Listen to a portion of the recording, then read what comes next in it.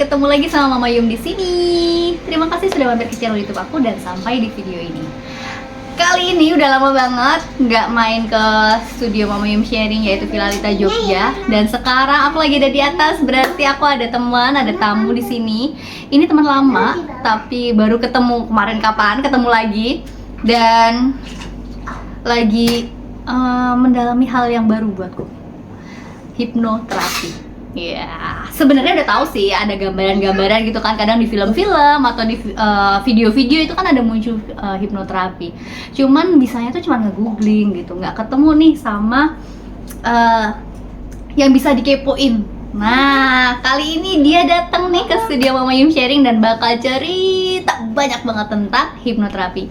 Jadi tonton terus videonya sampai habis dan jangan lupa buat subscribe dan juga nyalakan lonceng notifikasi. Nah, sekarang sudah datang tamu spesialnya. Langsung kenalan, Ces. Oke teman-teman, salam kenal. Saya Prangelin, biasa dipanggil Angel. Kalau aktivitas sehari-hari saya sebagai ibu rumah tangga, saya ngurus bayi ya, new mom. Ternyata mengurus bayi itu menguras energi dan ya butuh sabar yang besar ya. Karena memang nggak mudah, nggak selalu well gitu ketika mengurus anak gitu. Jadi emang ya sehari-harinya ngurus bayi. Lalu untuk pekerjaan sih sebenarnya saya punya bisnis juga. Terus saya juga sempat jadi penulis ya nulis juga sih, maksudnya kedepannya mungkin bakal nulis lagi, tapi sekarang belum. Sama fokus di mental health gitu, hipnoterapi lah gitu. Jadi ngebantu orang-orang menyembuhkan lukanya dengan cara hipnoterapi gitu. Oke, karena hal baru yang aku tahu nih tentang hipnoterapi, terus kebetulan teman dekat juga yang belajar. Dulu mungkin cuma tahu ya, oh hipnoterapi, tapi kan nggak ngerti gitu. Jadi mungkin Cas bisa jelasin nih, hipnoterapi itu apa, terus gimana kamu akhirnya memutuskan untuk kenalan sama hipnoterapi sampai sekarang gitu. Oke, jadi saya tuh belajar hipnoterapi dari tahun 2015. 15, oke. Jadi 1 tahun itu pokoknya dari awal tahun sampai akhir saya banyak banget ikutin training ya. Sebenarnya untuk upgrade diri, karena merasa kayak kayaknya masih banyak yang kurang nih dari diri sendiri gitu. Sama gimana sih cara mengontrol marah gitu kan. Kita kan jauh lebih banyak kita itu nggak ngerti bagaimana cara mengontrol ketika kita marah gitu ya. Karena marah dan marah-marah itu kan berbeda sebenarnya. Oke. Gitu. Akhirnya saya cari tahu, saya belajar tentang diri dari ikut NLP, terus juga training leadership, ada juga bisnis kayak TDW, terus sampai ke Anthony Robbins gitu. Banyak, salah satunya sih hipnoterapi itu. Gitu. Jadi akhirnya sampai belajar di hipnoterapi dan ternyata hipnoterapi itu sangat-sangat menarik buat saya karena itu dari alam bawah sadar gitu. Saat itu hanya belajar aja dan saya 2 tahun belajar, bahkan saya sempat minta sama guru saya untuk jadi asistennya beliau.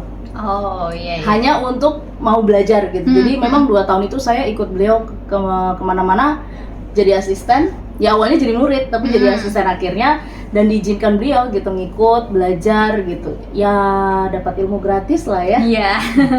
Jadi akhirnya 2 tahun itu saya jadi paham banget tentang dunia hipnoterapi. Tapi setelah itu saya berdiri sendiri, 2017 saya berdiri sendiri, tapi saya belum profesional. Ya kan belum pede ya. Iya. Belum pede, dan kayak kalau zaman 2017 kalau bilang saya hipnoterapi itu orang kayak apaan itu kayak gitu, kayak dipandang betul. Sebelah gitu ya.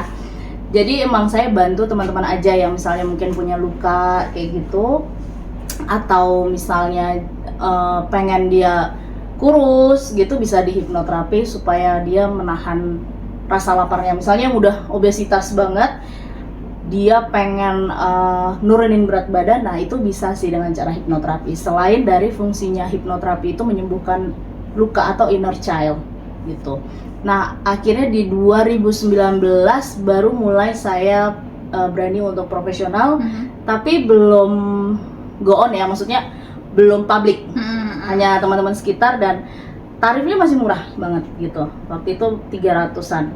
Nah 2019 akhirnya 2020 lumayan gitu, klien-klien saya campur ya dari usia 20-an sampai 35-45an gitu.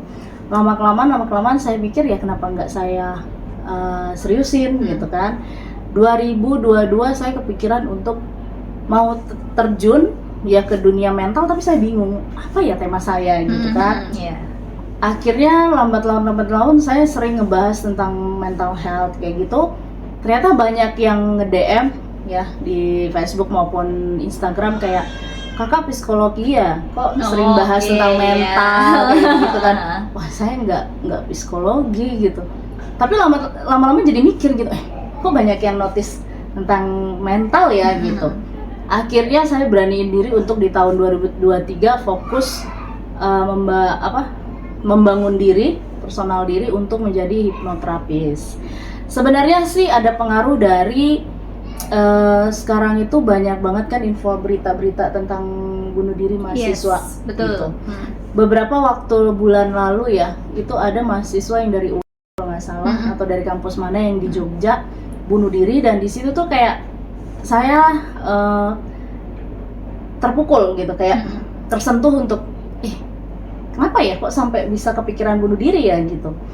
Sebenarnya dari kita pun sedikit banyak pernah sih berpikir untuk bunuh diri ya, ketika kita punya masalah yang berat dan kita mati aja kayak gitu. Nah, ketika saya udah ngelaluin banyak hal karena udah belajar karakter, lalu melihat berita kayak gitu kayak kayaknya apa ya yang bisa saya lakuin ya untuk bantu orang gitu. Nah, akhirnya baru sekitar bulan lalu lah saya membentuk komunitas yang saya buat namanya Payung Bercerita. Jadi sebenarnya banyak dari kita itu kita nggak bisa ngungkapin aja sih apa isi hati kita, perasaan kita, dan kita nggak punya tempat untuk bercerita yang tepat gitu. Kadang-kadang ada masalah kita yang nggak bisa diomongin dengan ke keluarga gitu ya. Kita nggak bisa ngobrol ke keluarga atau ke teman, bahkan ke suami sendiri aja belum tentu bisa kita obrolin gitu. Kadang-kadang malah teman bisa ngertiin ya.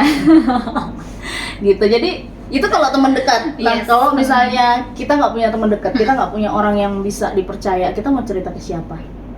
Akhirnya saya bentuklah itu Payung Bercerita.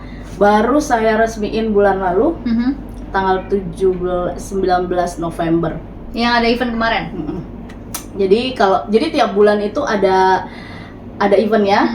Jadi kumpul-kumpul bulanan. Jadi setelah kemarin launching, kita namain sekarang namanya Kumpul Bulanan Payung Bercerita. Jadi buat teman-teman yang memang punya masalah dan tidak punya tempat ya, nggak tahu mau cerita ke siapa, butuh pendamping, itu kita siap gitu. Walaupun memang komunitasnya masih kecil sih ya, tapi ya itu sebagai dasar mental health yang pengen saya bangun gitu. Kemarin tuh kayak mahasiswa doang nggak sih, Ces? Sebenarnya mahasiswa aja, tapi banyak yang daftar itu kayak umum boleh ikut nggak sih, gitu. Akhirnya ya kita rundingkan, oke, umum dan mahasiswa. Tapi sih kita lebih ke mahasiswanya ya, karena mahasiswanya yang ini kayaknya baru deh berita kemarin, tim saya juga mereka nge-share berita mahasiswi semester 8 bunuh diri di kos temennya. Gitu. Itu nggak tahu mahasiswi mana ya, saya nggak sempat baca detailnya. Tapi ya seperti itu. Jadi kayak mahasiswa itu kan walaupun kita lihat Allah, lu mahasiswa doang, tapi ternyata ketika kita mahasiswa juga kita ngerasain kok susahnya gimana mengerjakan tugas, terus juga ujian-ujian maupun praktikum dan lain-lain, yang bahkan mahasiswa mahasiswi itu lebih sibuk dari orang yang kerja gitu kan. Jadi kita jangan anggap remeh kayak alah kamu mahasiswa doang, nggak bisa kayak gitu. Jadi ya itu sih yang terpanggil untuk membentuk sebuah komunitas, dan akhirnya saya juga memfokuskan diri untuk ya membantu banyak orang lewat hipnoterapi. Itu hipnoterapi tuh gimana sih prosesnya gitu? Hipnoterapi itu jadi gini. Hipnoterapi itu penyembuhannya. Jadi kalau kita ke psikolog sama ke psikiater, kita kan dalam keadaan sadar nih. Datang ke sana, terus kita diajak ngobrol sama psikolognya atau psikiaternya. kita ceritain masalah kita lalu dikasih obat kalau psikiater. Kalau psikolog dikasih entah dikasih nasihat atau saran atau gitu. Iya, insight-insight yang bikin kita oke, ternyata saya harus begini, saya harus begitu. Tapi kalau di hipnoterapi, dia itu penyembuhannya melalui alam bawah sadar. Jadi dia itu dihipnosis dulu gitu, dihipnosis bikin dia rileks, bikin dia tenang. Baru nanti kalau saya ada 2 cara. Yang pertama, kalau klien saya tahu masalahnya apa, kayak saya tuh stres karena saya terluka karena keluarga misalnya, ada masalah keluarga yang tidak bisa diselesaikan dan lain-lain. Oke, berarti dia tahu tuh masalahnya apa. Jadi saya hanya menyembuhkan aja supaya dia lebih tenang, lebih rileks, lebih mampu untuk menyelesaikan masalah itu. Karena kan ya masalah itu hanya dia yang bisa selesaiin. Atau kalau misalnya dia terluka, dia tuh membenci orang, ya saya buat dia tidak membenci lagi. Jadi tidak punya rasa benci lagi sama orang itu.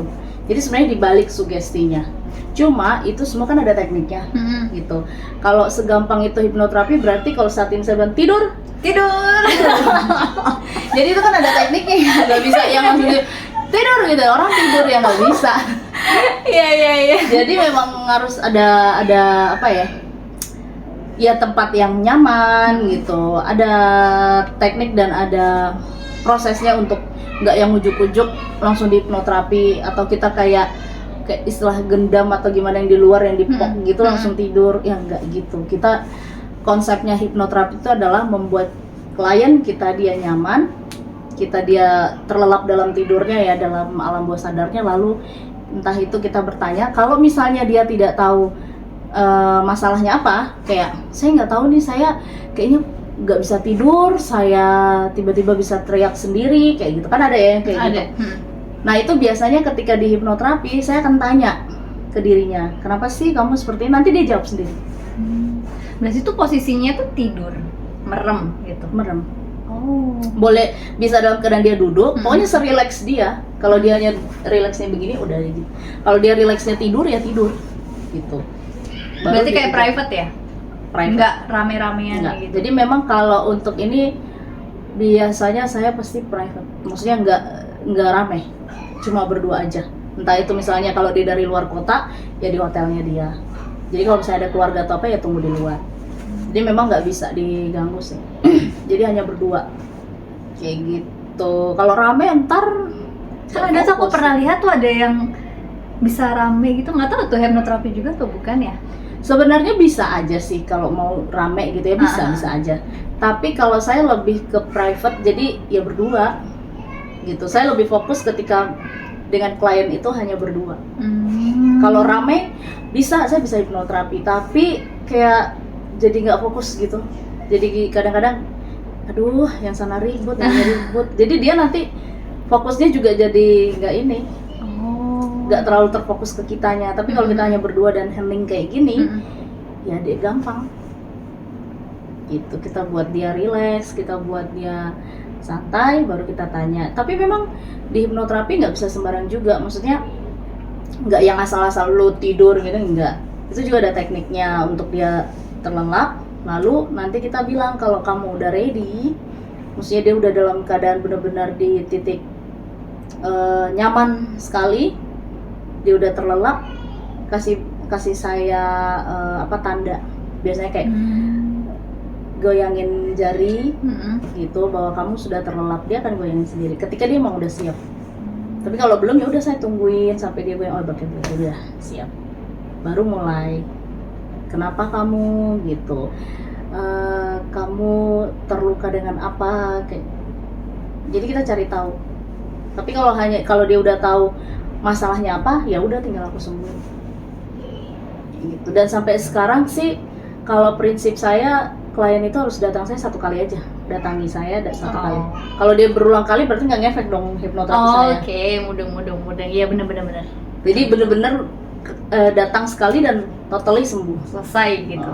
Sebenarnya tiap hipnoterapi juga punya cara sendiri sih. Tapi kalau saya gitu sih, maksudnya harus lu sembuh dan nggak yang kayak misalnya gini, saya kepala sakit karena saya kebanyakan pikiran dengan A gitu. Lalu badan saya nggak enak, Lalu saya juga minum obat-obatan kayak gitu. Nah, saya nggak tahu sih kalau di luar ya, tapi kalau saya di hipnoterapi, saya akan menyembuhkan semuanya.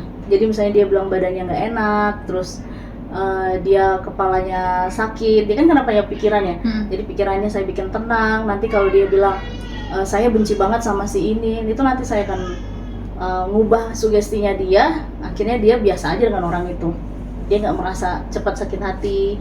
Atau misalnya dia yang gampang tersinggung gitu. Itu saya sembuhin dia supaya dia tidak mudah tersinggung dengan omongan orang. Kayak gitu. Jadi sebenarnya sugestinya dibalik dan menyembuhkan inner child. Jadi gini, inner child itu dia menyimpan memori yang paling menguras energi. Entah itu senang, entah itu sedih, entah itu terluka, entah itu bahagia, gitu. Jadi dia nyimpan memori itu. Nah, kalau memori-memori yang terluka, itu kan jadi membuat dia jadi apa ya, dirinya, contoh dia kalau misalnya tersakiti, dia punya trigger sendiri. Atau dia punya hal-hal yang trauma, dia punya trigger sendiri kan. Nah, yang disembuhin dengan hipnoterapi itu adalah inner child yang terluka. Kayak gitu. Jadi kayak misalnya kita waktu ulang tahun 17 tahun, kemungkinan besar kita ingat. Iya. Ya kan, kita bahagia. Tapi ulang tahun terus wisuda, kita ingat banget kan? Karena itu memori yang paling menguras. Tapi kita juga bisa mengingat banget hal-hal sepele yang bikin kita sakit hati. Gitu. Entah itu mungkin kita bertengkar dengan pasangan, atau kita bertengkar dengan orang tua, atau luka-luka lain yang dari sekitar kita, keluarga, teman, sahabat, itu pasti akan ingat. Karena ya energi itu terkuras. Nah, inner child itu nyimpen memori itu. Nah, ketika itu kita terluka dengan sesuatu hal, sebenarnya inner child itu menjaga kita supaya tidak sakit hati. Nah, kalau misalnya nih kita trauma dengan naik bus gitu, karena trauma ada keluarga kecelakaan ya. Kayak saya lah, saya punya trauma nenek saya meninggal karena kecelakaan. Jadi ketika lihat bus atau naik bus saya nggak mau untuk beberapa tahun yang lama gitu. Itu sebenarnya inner child itu mengingatkan memori itu. Lu pernah terluka nih. Oh, gitu. Nah, nggak mau naik bis karena keingat trigger nenek meninggal. Itu inner child menjaga kita sebenarnya. Lu nggak mau terluka, makanya nggak usah naik aja deh, kayak gitu. Daripada nanti lu kenapa-kenapa kayak. Jadi kayak inner child mengingatkan. Nah, itu semua bisa disembuhin. Inner child itu bisa disembuhin. Contohnya ya, sebenarnya banyak cara ya, nggak cuma hipnoterapi. Tapi kalau misalnya kita udah sampai ke alam bawah sadar, yang biasanya sih pasien saya dia udah ke psikolog, dia udah ke psikiater yang udah sampai ada yang IDO, baru datang. Karena udah nggak bisa diselesaikan dengan cara sadar. Maka dia harus diselesaikan alam bawah sadar. Tapi dengan pasien yang tidak memiliki riwayat medis. Misalnya ADHD gitu, atau penyakit lainnya gitu. Itu nggak bisa disembuhin sama hipnoterapi, tapi untuk mengontrol emosinya, kayak ADHD itu kan hiperaktif ya. Kita nggak bisa nyembuhin dia sampai dia total nggak ADHD lagi, itu nggak bisa. Tapi mengontrol emosinya dia itu bisa. Gitu. Jadi ada hal-hal medis yang bisa kita tangani, tapi bukan untuk menyembuhkan, hanya mengontrol ataupun mungkin merilekskan, dia mungkin lebih tenang. Tapi untuk riwayat-riwayat yang apa ya, agak berat dalam medis, kita nggak bisa. Gitu. Maksudnya bukan tidak mau apa ya, menjanjikan atau mengklaim bahwa hipnoterapi bisa menyembuhkan, kayak itu enggak. Oke. Kalau kayak gitu tuh kira prosesnya berapa lama, Cas, dalam satu terapi itu? Itu sekitar 15 sampai 20 menit, tergantung dia masalahnya seperti apa. Enggak lama, aku pikir berjam-jam loh. Kalau nyembuhinnya ya. Kalau saya biasanya cepet, tapi sih 15 sampai minim, kalau mentok-mentok nih saya biasanya 1 jam. Tapi nggak nyampe 1 jam. Paling 1 jam itu udah sambil ngobrol sebelum mulai. Gitu. Jadi dia cerita dulu semua dan sebagainya, baru deh saya iniin. Kalau untuk penyembuhannya semua prosesnya 30 menitan lebih dikit lah. Kalau dia hanya simpel-simpel 15 sampai 20 menit selesai. Kayak gitu. Paling lama selama ini di 30. Nggak nyampe 1 jam. 45 menit itu yang memang kalau saya lihat dia kondisinya memang ingin mengeluarkan emosinya. Biasanya ada pasien yang dia menyimpan banyak nih di dalam dirinya. dengan hipnoterapi saya keluarin emosinya misalnya dengan nangis gitu kan. Saya tunggu sampai dia selesai nangis. Nanti kan sampai udah kayak gitu. Itu sampai dalam kondisi tidur itu ya? Kondisi tidur. Jadi dia tuh bangun-bangun nggak sadar kalau dia tuh nangis. Nah itu tiba basah gitu. Tiba-tiba, saya kenapa ya mbak? Kayak gitu. Ada yang kayak gitu. Bahkan sampai saya bawa dia senang-senang gitu ya dalam keadaan dia hipnoterapi tuh ketawa-ketawa sampai kayak wah kayak gitu, dia tuh nggak sadar. Kayak masa sih beneran tadi saya ketawa kayak gitu. Iya, kan tadi ketawa, coba saya video ya saya gitu. Aku baru mau nanya, kayak gitu tuh ada rekaman gitu. Jadi itu private, jadi memang saya sengaja untuk tidak merekam. Jadi dia pun kayak nggak tahu dia ngomong apa. Dia tuh nggak ngerti. Tapi ya saya juga nggak nanya yang pokoknya ya dalam lingkup masalah dia, bukan yang saya mesti manfaatin. Oh nanti ininya saya tanyain yang lain-lain gitu, nggak pernah sih. Iya profesional. Iya. Masa iya saya mau nanya kayak gitu ya? Kaya dong saya ya. Maksudnya ya enggak lah. Itu hipnoterapi untuk memang penyembuhan mental, dan kan itu biasanya ada tim saya juga di luar kalau misalnya ada yang temenin gitu, atau misalnya dia punya keluarga dia tunggu di luar. Jadi dan memang saya tidak pernah dokumentasi foto gitu tuh enggak, video juga enggak. Ada sih sekali, itu pun saya udah minta izin, tapi itu pun enggak saya upload kayak gimana ya gitu rasanya gitu. Kayak udah deh nggak usah, karena kadang-kadang kita terlalu menunjukkan di depan ini loh ada pasienku yang ngapain gitu, padahal kualitasnya nggak menyenangkan atau nggak memuaskan gitu. Lebih baik orang lain nggak perlu lihat atau nggak perlu tahu bagaimana cara saya nanganin, yang penting orang itu sembuh, pasien saya sembuh. Dia nanti kan akan berkata ke teman ya, iya betul, saya sembuh loh, iya gini-gini cerita. Oke, Ces, kan kayaknya bulan ini ada event nih. Boleh dong diceritain sedikit eventnya, terus misalnya teman-teman ada yang masih kesempatan bisa join. Boleh, tanggal 17 Desember.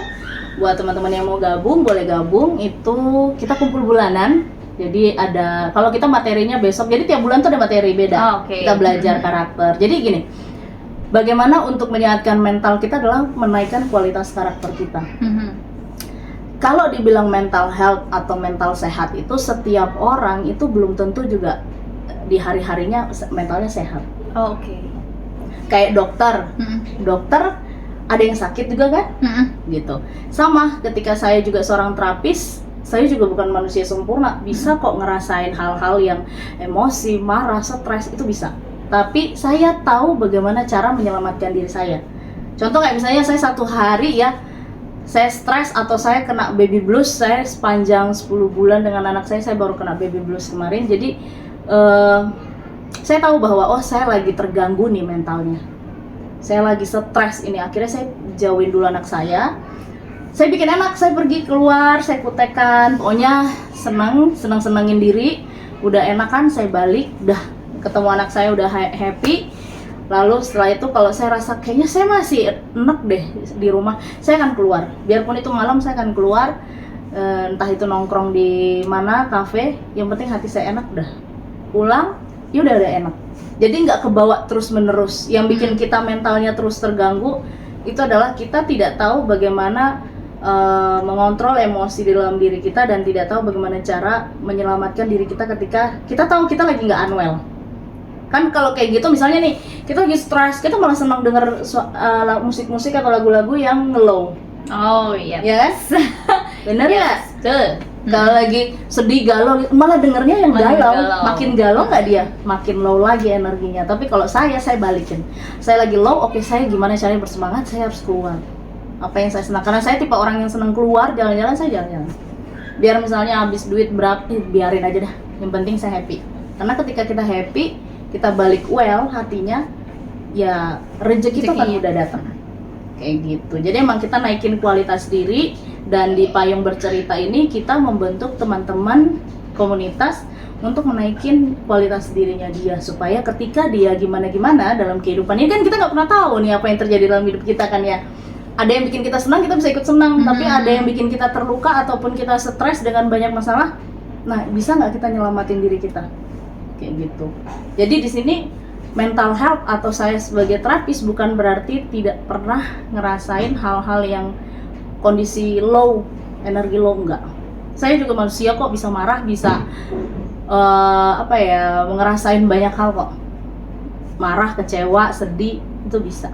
Tapi bagaimana ketika kita sadar bahwa oke, gue unwell nih, atau paling tidak kita aware kalau gue lagi nggak enak nih hatinya, dibanding kita marah-marah nggak jelas tapi kita nggak pernah tahu nih kita nih boy sebenarnya lagi bermasalah gitu.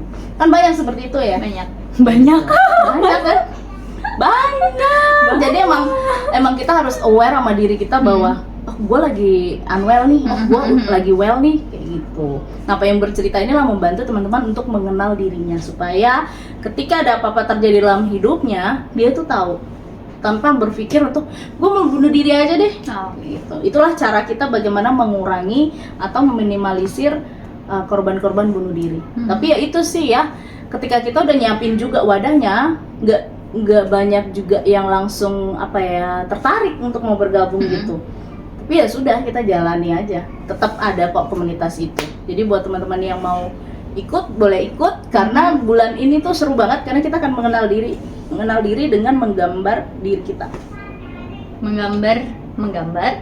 Jadi nanti ada kertas, kita gambar diri kita, nanti ada teman kita juga menggambar kita. Jadi nanti kita bisa melihat apakah diri kita ini sedang gelap atau diri kita ini sedang terang.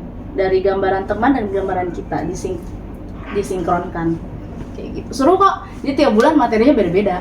Berarti yang besok tanggal 17 Desember itu yang tentang mengenal diri di jam berapa? Jam 12 sampai jam 4. Jam 12 sampai jam 4. Harus full atau boleh apa gitu? Untuk ikutin ya, sebenarnya sih bagus full ya, tapi kalau misalnya telat datang ya udah. Oke, di mana lokasinya? Di cafe Aula Bambu, Kubah Bambu, We Love You. Jadi memang agak dalam sih ya, daerah Wedo Martani gitu. Daerah Wedo Martani. Berarti Gmaps-nya ada lah ya itu. Ada. We Love You. Oke, terus kalau mau ikut, mau join, daftarnya? Mau ikut bisa daftar via DM Payung Bercerita Instagram Payung Bercerita, di situ ada keterangannya, bisa ke DM, bisa juga ke WA, tapi semua informasinya ada di DM itu sih. Maksudnya di Instagram itu. Oke. Wah, seru ya. Agak sedikit tergambarkan dari mungkin ada di video YouTube, film apa hipnoterapi kan. Sekarang lebih jelas lagi.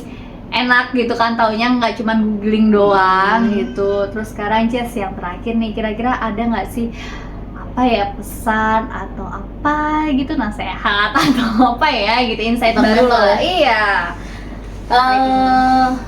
Kita harus aware dengan diri kita. Kalau kita lagi nggak unwell, kita jujur aja sama diri. Karena banyak orang yang denial. Oh enggak kok, aku baik-baik aja kok, baik-baik aja. Padahal sebenarnya dia lagi nggak baik-baik aja. Oh saya baik-baik aja kok, padahal sebenarnya dia lagi menyimpan luka yang besar. Jadi kita aware sama diri sendiri bahwa oke, gue terluka nih karena bahkan luka yang zaman dulu terjadi dan itu belum selesai di dalam diri kita harus akuin. Kita harus akui. Itu yang pertama. Oke, saya terluka dengan hal A. Yang kedua adalah saya terima. Kita harus bisa terima bahwa itu sudah terjadi, kan nggak bisa diubah ya. Luka itu sudah ada di dalam diri dan nggak bisa kita ubah, maka kita harus terima. Jadi kita belajar menerima apapun yang terjadi di dalam diri kita, entah itu baik, buruk, sedih, suka, kita terima. Yang ketiga adalah cintai diri sendiri. Cintai dalam arti kita aware sama diri, kita tahu, kita sayangi, kita buat diri kita happy. Apa sih yang bikin kita happy ketika kita stres? Itu kita lakuin, tapi ya yang positif. Gitu. Kalau misalnya stres terus kemana gitu, waduh, buang diri gitu, aduh, bahaya kan? Iya. Jadi terus juga memiliki komunitas atau teman dekat yang positif, yang sefrekuensi, yang bisa membantu energi kita. Jadi kalau saya punya lingkungan ya, bukan lingkungan sih, ya lingkungan saya juga ada spiritual, hipnoterapi, bukan hipnoterapi, spiritual dan diri sendiri, namanya Journey Home. Itu ketika ada guru saya, tanpa kita saling komunikasi secara langsung, saya tuh kadang-kadang tahu kalau guru saya lagi ngasih energi ke saya. Kalau saya lagi low gitu kan, lagi stres, saya merasa bahwa guru saya lagi ngirim energi nih ke saya nih. Kadang-kadang malah kayak alam bawah sadar saya kayak sedang ngobrol sama beliau. Jadi tanpa saya capek jelasin saya kenapa, ini saya udah terkoneksi langsung kayak gitu. Jadi emang apa ya, kita butuh orang-orang yang sefrekuensi dengan kita atau kita minta. Jadi kayak di Payung Bercerita ini ada namanya Bunda Laksita. Beliau kalau saya bilang sih sebagai penasehat di situ. Beliau udah kenal lama dengan saya 2-3 tahun, dan ketika saya lagi low saya datang ke beliau. Ketika beliau low, beliau bilang ke saya. Jadi kami sama-sama ngirim energi. Kayak misalnya kemarin beliau bilang, kayaknya saya lagi low nih energinya gitu. Yaudah Bun, saya sending love ya, kirim energi gitu, kirim energi. Jadi fokusin ke diri, seakan di alam bawah sadar kita, saya sedang ngirim energi baik ke dia. Akhirnya dia nanti akan jadi lebih relax gitu, dia akan lebih tenang gitu. Jadi kita butuh teman-teman yang sepositif kayak gitu, yang tanpa kita ngomong, kita jelasin, energi kita tuh nyatu. Jadi kita tuh kayak, gue kayaknya jadi lebih semangat ya, kayak gitu. Jadi lebih baik deh. Boleh kok nanti kalau Mama Yum lagi low gitu, Ces. Oke, gue kirim energi ya. Baik. Ces, aku langsung ke rumah aja lah, Ces. Boleh. Kita ngobrol sama yang bukan manusia gitu kan. Loh. Biasanya saya ngobrolnya sama kaki 4. Iya, maksudnya itu. Yang bukan manusia.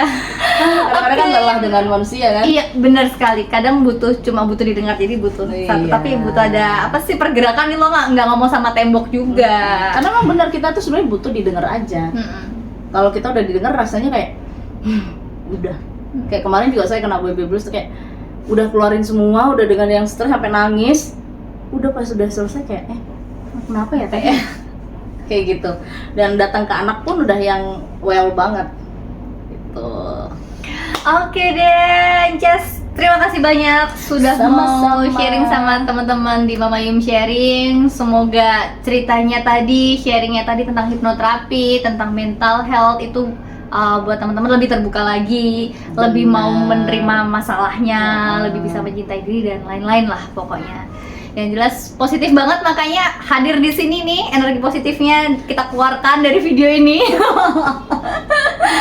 Positif ya, harus bener positif. sekali. Karena negatif itu lebih kuat dari positif. Jadi kita memang harus nguatin energi positif kita, dan itu memang nggak mudah.